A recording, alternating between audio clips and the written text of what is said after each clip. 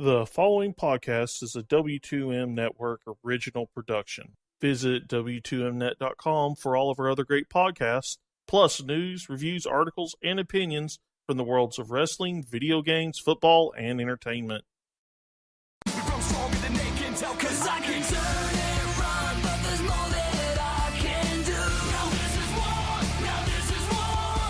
No, I won't stop now, I'm the fire breaking through. Now this is war.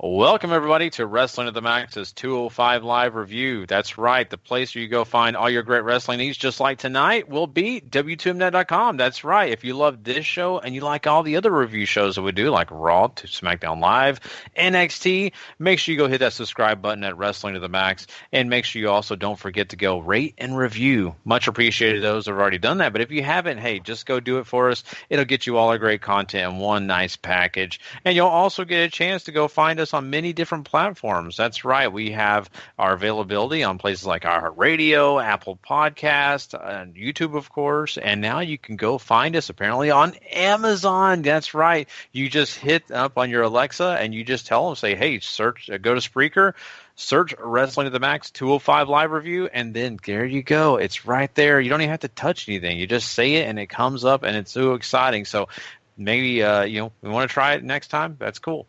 Also, don't forget to go and give some love over to 411mania.com and lastwordonprowrestling.com. Both are amazing supporters of ours, and we appreciate them for all that they do for us. I am your host tonight, Gary Vaughan. That's right. I am not Harry Broadhurst. You can obviously tell that. But, we at least are here tonight. And, of course, you do have your normal co-host, Liz Pugliese. Hello. Hey, and I'm just, happy to be here. Taking over for Harry tonight. He is, apparently really, really sick. And so, man, Harry, if you're hearing this, buddy, I hope you do get better. I know how it is to be violently ill. And so it's probably not much fun for you. And hopefully me doing this show is not making you sicker. I'm just saying that because, I'm not the best at these. I'll be honest with you, Liz. I am mostly kind of the host that does, all the news, and I kind of go through other things. But I usually let the other guys kind of break down the show. So I think they do a great job. It takes me a little bit of time to learn how to do this. I just like to kind of comment. This is only my third time ever doing one of these, so I really can't comment on that. It's okay. I was like, how do you want to do a podcast? I'm like, that's random, but sure, why not? But they're fun. They really are. They are. And you get your voice to be heard on what you want people to know, and it's cool to have that opportunity to kind of really talk the show out with people. And that's what I enjoy about these so much. And, 205 is a short show, right? Not a lot here, very short, really, because a lot of times when you get WWE television, an hour means about maybe 20 minutes of matches, and the rest is all video packages and talking and all that fun stuff. So it's interesting when you just get an hour show from them. But, NXT does it very differently. But 205 is very WWE.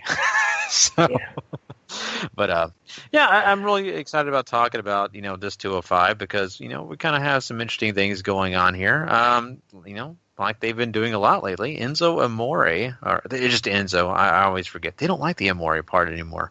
Enzo starts out the show, comes out, and lets his voice be heard, like he always does, of course. He said he has a team that is money, as we saw on Monday Night Raw. They beat down Kalisto, and they also took out Mustafa Ali. So that was, what happened on Raw. But here tonight, he's joking on Kalisto still, telling him, when he's in Children's Hospital, bouncing on the bed, drinking Jell-O through a straw. He can tune in to 205 Live and watch Enzo. I like he says the Zoe Show. That's kind of a catchy thing. I wanted that T-shirt, the Zoe Show. Yeah. But yeah, he kind of goes on, and he says he started a new foundation for the Cruiserweight division in 205 Live, and that's no thanks to the people in the audience that they didn't do anything for him. They think they did, but they really didn't.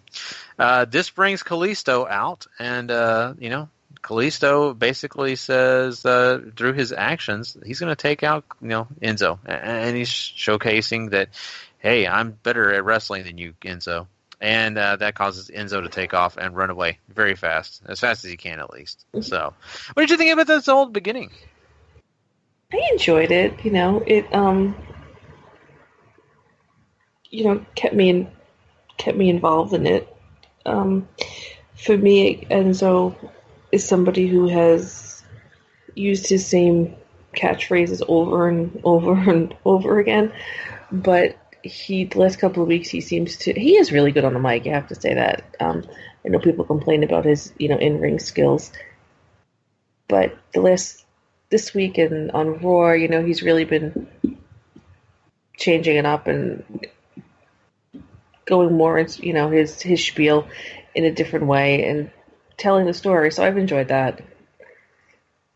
I have too, and I think I'm kind of understanding where you're coming from too on the fact that for a while there, I'll be honest with you, when he was doing the big Kaz thing and a little bit post that, he annoyed the living crap out of me. I couldn't stand Enzo. I just couldn't.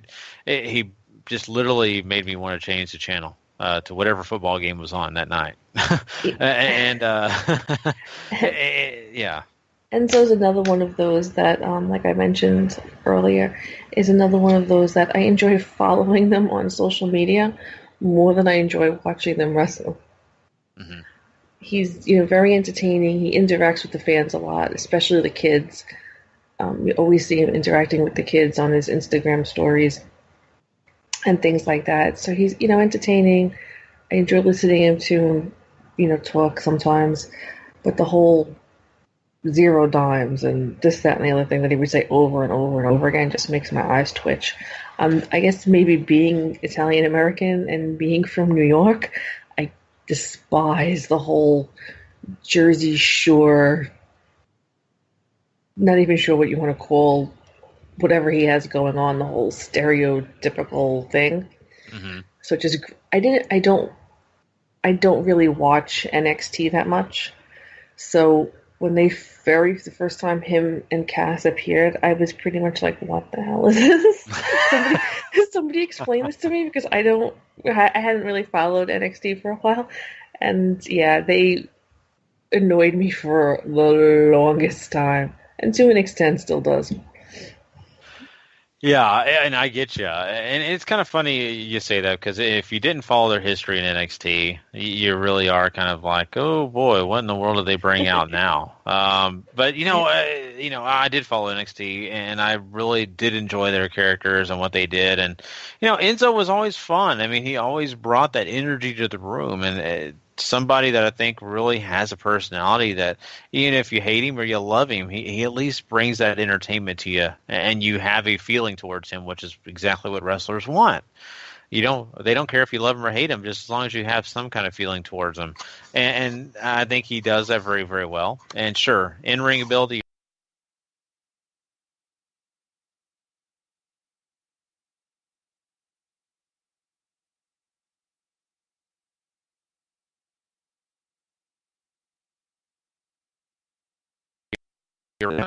can't, especially when you're talking about cruiserweights and 205 Live, this show in general, and that's charisma, and that's bringing some of the flash and the pizzazz and all the things that show lacks so much. And that's something that I think he's really doing well here. I think he's really done very, very well promoting 205 Live, because from my understanding, from I'm hearing about the ratings, they have definitely increased. Maybe not like tenfold or anything, but they've increased, and that's better than what they were doing before. So it means a lot, for that to happen. So, but the one thing I will say about Enzo is I kind of was watching him tonight, and I kind of thought to myself, he also kind of reminded me of the way he speaks sometimes of Diamond Dallas Page a little bit. So that was a little nostalgic. Some of the way he kind of scream talked, I kind of yeah. For me, that's natural. So that's a whole New York thing. So yeah, there you go. I can get behind that. Definitely. So this whole feud between him and Kalisto is kind of interesting. Kind of is maybe what I need to put in quotations, because Kalisto is not very good on the mic at all. No. If I want to say terrible, I think that would be the appropriate vocabulary, possibly. And so you're getting a very different story here, but I think Kalisto is very interesting to have as his opponent, and I think we kind of sympathize with Kalisto. At least I do. I always kind of feel bad for him because I always look at him as Rey Mysterio light, like guy that he put on his best Rey Mysterio costume and tried to do what he did, and just maybe not there just yet. But he's trying, and you want to root for the guy, and I do root for him to an extent. Not a big fan or anything, but I do root for Kalisto. Hope that he can continue doing what he's doing. Do you think this feud has anything for you, or are you just kind of like, I just? As ambivalent as I am to some degree about both of them, I just. Like you were just saying, like everybody says, there's things you can give them a lot of credit for and things that they have to, work on. And then there's the fact that I can't do any of what they're doing, so who am I to talk? But I've actually enjoyed it a lot more than I thought I would. I like Kalisto. It's nice to see him in some pretty decent matches. Decent in the sense of not that the person he's necessarily wrestling against is stellar or is even as good as he is. But most of the stuff that him and, Sin Cara were usually thrown into were like these quick little, for me, spot matches. Like, okay, let's put them out there because we want to, use them. And that's it. But it's nice to see him actually have a story. So in that sense, it's pulled me in. I've enjoyed it so far. Yeah, I'm with you. And I hope that they, at least make, if his run with this title is going to be this short, which a lot of people are thinking, and you may as well, at least they're giving him something, and that'll lead him to other things, I think, especially in this Cruiserweight division, because they're going to need it. He's going to need it majorly. It's going to be tough going for him unless, he does take advantage of some of the other things. Because like I mentioned before, not the strongest guy on the mic. Right. And I don't think he's going to sell himself that way at all. He's going to have to do it in the ring. So we'll see what he does. And we'll continue that. And we'll talk about the actual match itself later on. We'll kind of save that. Let's kind of talk about something else before we do talk about that match. Let's get into this Jack Gallagher situation, and him and Brian Kendrick are buddies, which once again they've really never delved deeply into why they are super buddies, but they are. And Rich Swann and Cedric Alexander have become very close, and so this has brought a situation where these teams are not technically, I don't think, tag teams, but they were kind of partnering up here and helping each other in these matches. Has been interesting as they've gone down the road here. And in this episode of 205, you have Gallagher take on Rich Swann with Brian Kendrick and Cedric Alexander being at ringside. And really, I mean, you had, I think, a pretty exciting match at times. Maybe not perfect or anything, but I really did enjoy it. I like Jack Gallagher a lot. I like some of the holds that he uses, and the way he kind of put things in play with Swann. And Swann, of course, does his normal high flying stuff, and just really gets you excited about what's going on here. Really, at the end of here, the story was more about Cedric Alexander and Brian Kendrick getting involved in the match. Yeah. And really being a big part of it towards the end here. And basically, it's the DQ finish that not everybody likes, which I'm not a huge DQ fan, but hey, it makes sense. I think the entertaining part really did come when they had all four guys involved and fighting each other. So you have Rich Swann as the winner by DQ, but in the end, it doesn't matter. What matters is this whole thing going down. Did you enjoy the match? I did. I like all four of them. Been a Kendrick fan, for a while. Seeing the Cruiserweights first on Raw before I really started to watch 205. I like Swann. I actually Swann really grew on me from, believe it or not, up, down, down, going back to social media. But, I found him, very entertaining. So I think I started to pay more attention to his matches than I might have. But I like all four. It's one of those, I think you were kind of saying, storylines where you're not really sure why anybody's together, but it holds your interest, and you're actually looking forward to finding out why. Whereas in some cases, usually like, okay, whatever, this is so random. But maybe I'm being optimistic, but I kind of feel like maybe there's more story, more background that we're going to find out that will flesh it out some. You're right, and What's interesting about this too is it's not just on 205. It's going to be on Monday Night Raw as well. Right. And so you kind of have to follow both if you want to get the entire story. I think they're going to try to feature most of it on 205, but they can't help themselves sometimes on Monday Night Raw to kind of put little nuggets in here and there to make you say, oh, I really wish I would have watched Raw because now I missed out on this one. Man, things like that. Right. So, I mean, I don't know how long they're going to do this. How slow of a burn is this going to be between Gallagher and Kendrick before we find out, really what's going on here? I mean, does, Gallagher's family owe money to Kendrick or something? Or, who knows what's going on here? Maybe Gallagher wants to be a part of the Captain Hook fan club. It's kind of like Brian Kendrick is, So I think it's interesting. I really want to find out more information. I'm just like you. I think that they will give it to us. It's just going to take a minute. And that's okay. That's a good thing that keeps me coming back week in and week out, right? So very positive. Yeah, sometimes the slow burn's the best because we don't get it that often. It's usually pretty boom, boom, boom, boom, boom. You hit over the head with it sometimes. Yeah, you're right. And it just takes away a lot of the fun. And it really kind of also hurts them in the long run because they do things so fast that really a lot of times you miss about half of what they wanted you to know. Right. That's true. They skipped it. Like, oh, yeah, we threw that in there, but you just kind of skipped over. And like, well, you gave me too much at one time. So, but that's okay. I think, I'm really enjoying this Rich Swann, Cedric Alexander team up here. I think both guys are super amazing. They have a lot of ability in between both of them. So this is just really just fun to see these guys interact with each other and kind of help each other out, because if they were going to be a tag team, they'd be a really darn good tag team if you ask me. Oh, yeah, I definitely could see that. So, but yeah, I mean, it's going to be, like you said, a little while before we find out what happens between those guys. But I'm happy with the match. I think they gave us a pretty solid one here.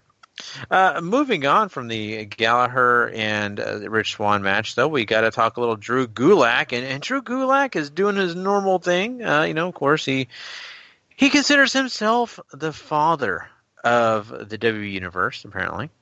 And he says because he is that father, he is sheltering everyone, I guess us included, away from those evil high flyers. They're just too dangerous. And so he is being the fatherly figure here. And sometimes when you're a father, you have to give a little tough love. And that's what he did to our good friend Tozawa. And that's giving a little tough love. Kind of, talking about that feud, kind of touching on that. He also lets us know, when he does his proposal number 9, which is no defying authority.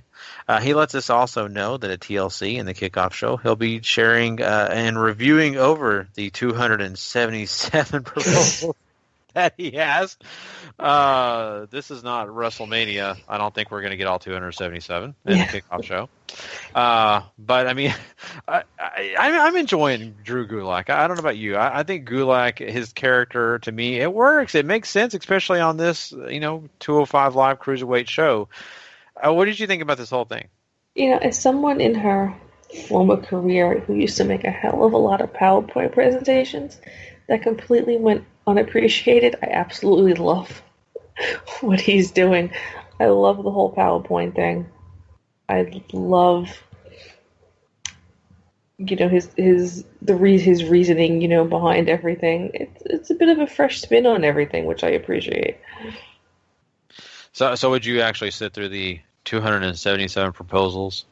I am ridiculous like that, yes. If I didn't sit through them, I would definitely scroll through them online to find it. So you're going to cheat. You're not even going to listen to what he's saying. You're just going to scroll through and read them. Okay. I get it now. Oh, man. I once again, I mean, this is a guy that has something to offer that not all these guys on this Cruiserweight division. I think I look at him and say to myself, okay, the suit and tie, all this stuff is very squarish. The whole thing about, not like high flying is very squarish. It actually works on the kind of the political climate to an extent that the Americans kind of see. There's always a square, people, and then there's also the, the way far out, I'm not going to say hippies because it's not the 60s, but the more, free people will say it that way. So you have that kind of situation here where you've got a guy that kind of matches a certain group, and I think that people kind of love to beat up on him because of that, and that's a good thing. And I think that, in the past they've had characters like that they kind of take advantage of whatever political climate that they're in at the time, and I think Drew Gulak gets a little bit of that flack, but not only that, he gets flack for hating what they love and what I think we all love, and seeing guys fly around the ring. As Matt Hardy would say, spot monkeys. Yeah, definitely. There's the political part of it, I suppose. But it's also, for me, it's, okay, I think everybody with 205 expects everybody to be a spot monkey, to fly around the ring. But just because you're a cruiserweight doesn't mean that's your thing, So you have the other side of it. Nothing wrong with a little technical wrestling now and then, right? No, that's right. Exactly. I agree with you wholeheartedly on that. Yeah, and that's also why I love Drew Gulak too. Yeah, I love him. Yeah. And I also like Jack Gallagher because of the technical stuff. That's another point I had to make. So. Yeah. But yeah, I think this is a fine segment here, right? I mean, it just takes a little time on the show. It's not overly long, but it does take up some time, and I think it was time well spent. Just for a guy coming out and being on the mic without any interruptions. Tozawa didn't come out, or anyone else didn't come out and interrupt. So, to me, it worked. It was fine. It had no qualms about it. Didn't hate it. Didn't anything like that. So good stuff. It furthered what he was doing. That was the point.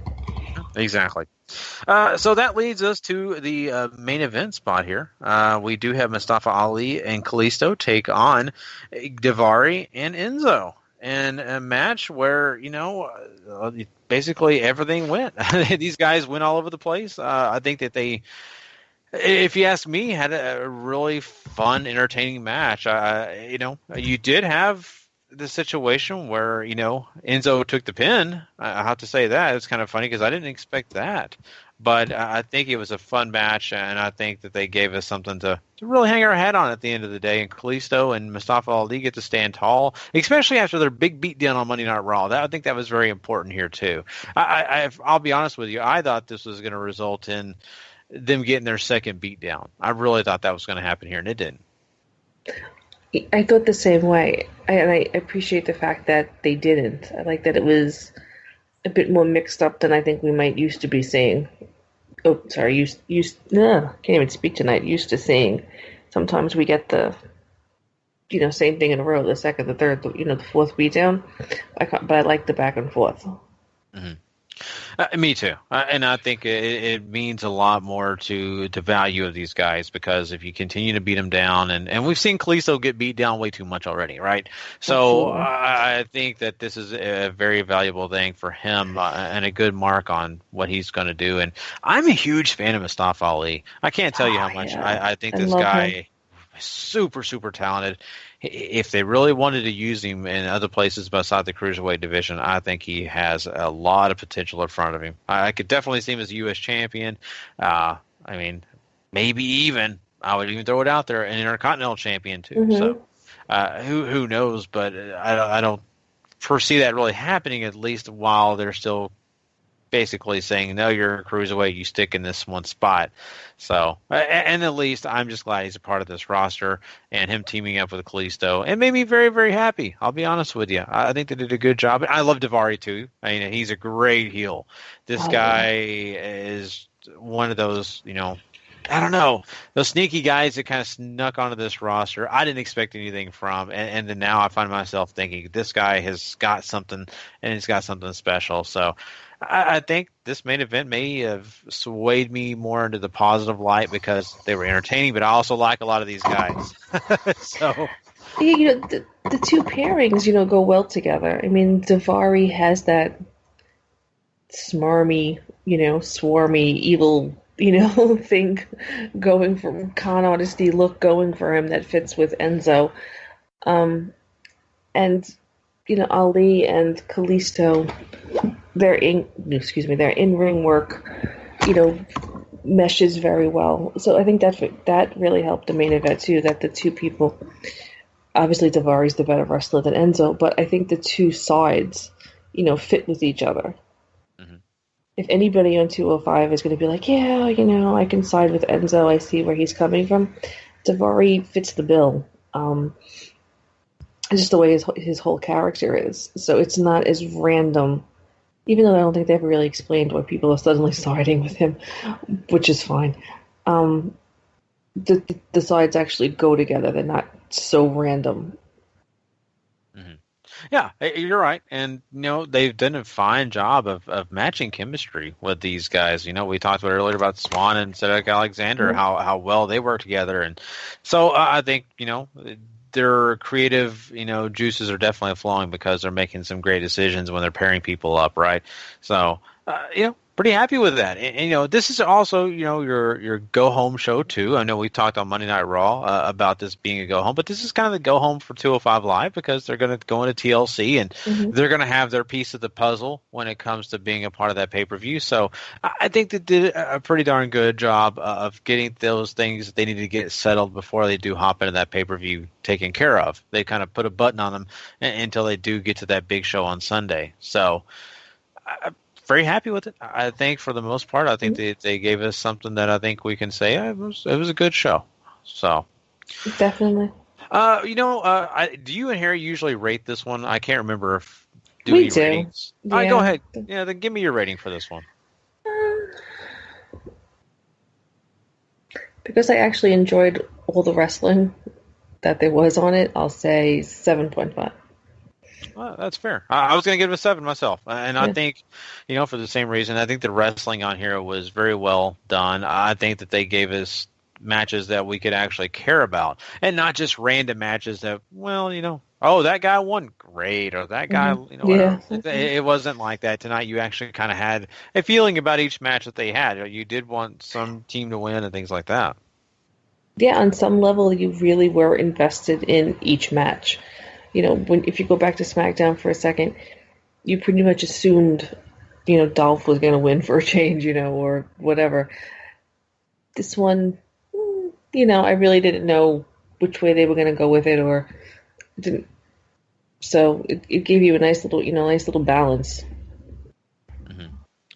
Yeah, you're right, and that's what they're doing right, at least for at this point on 205 Live. So I'm happy with it. They keep that stuff up.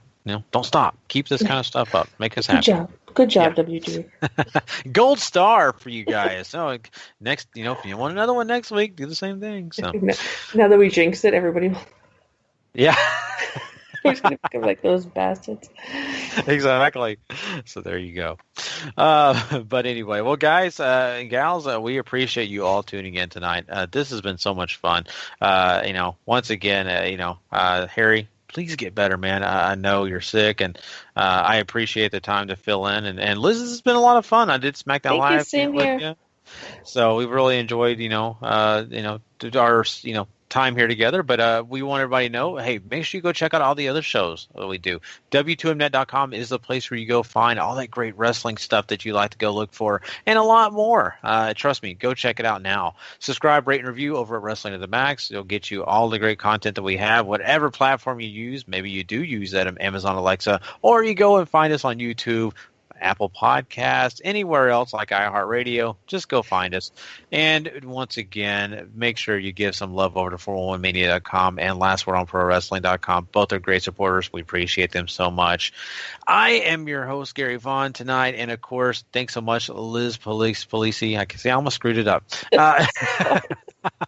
I tried not to. But anyway, thanks a lot for joining us. We appreciate you guys, and we'll catch you guys down the road.